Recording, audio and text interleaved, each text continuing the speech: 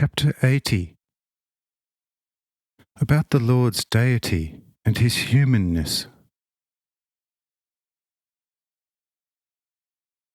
Now Cyrenius turns to the two angels and asks them how such a thing could be possible. But they, with the greatest reverence, point to me, with their heavenly beautiful hands, and say with an extremely pure and melodious voice, "His will is our being, our power, and our speed. We are unable to do anything out of ourselves, but if He wills it, we absorb His will, and are then able to do everything through it. Our beauty, which is blinding your eyes, is our love for Him, and this love is again nothing else but His will within us. If you want to become similar to us, do absorb His living word into your heart and act voluntarily in accordance with it. Then you will, like us, have His word's almighty power and strength within you. And if He will then call you to act according to His will, all things will be possible to you, and you will be able to do more than we, because you have gone forth from His love, whereas we originate only from His wisdom. Now you know how we could easily perform what amazed you so much. Do comply fully with His word in future, and you, too, will be capable of most miraculous things." Here Cyrenius opens his eyes in surprise and says, "So I am right after all if I regard Jesus as the sole God and Creator of the entire world?" Say the angels, "You are indeed right, but do not make a great fuss about it.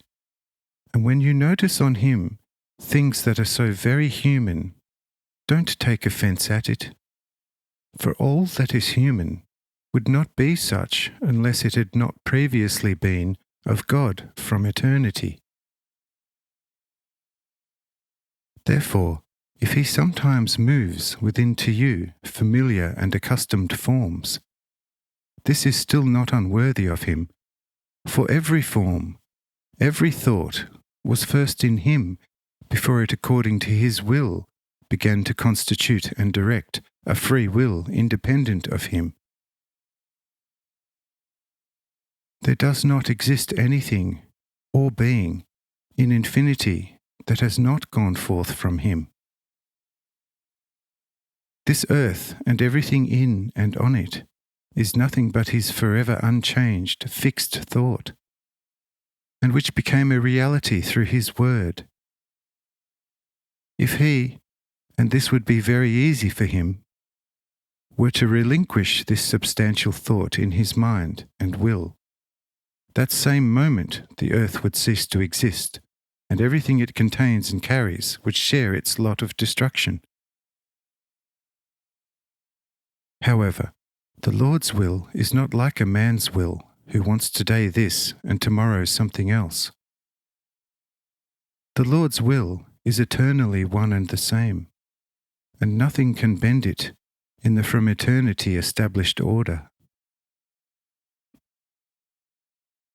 But there nevertheless rules the greatest freedom within this order, and the Lord can do whatever He wishes, and so can also every angel and man. That this is so, you can notice in your very own being, and from 1,000 other things. With your actual physical form, you can do as you please, and nothing but your own will can hinder you therein.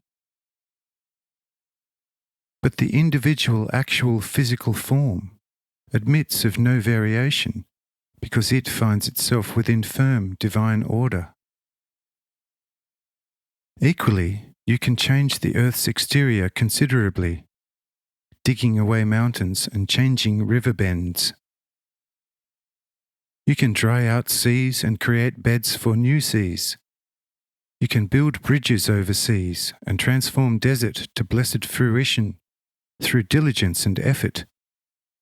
In short, you can carry out countless changes upon earth.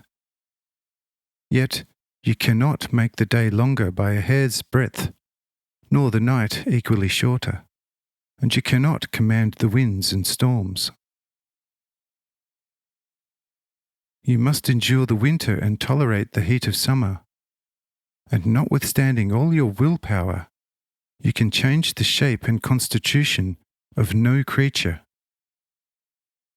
You shall never make a lamb into a lion, or a lion into a lamb. And behold, that again is God's rigid order, within which indeed you have much freedom to act, notwithstanding that you cannot displace God's actual order by a hair's breadth.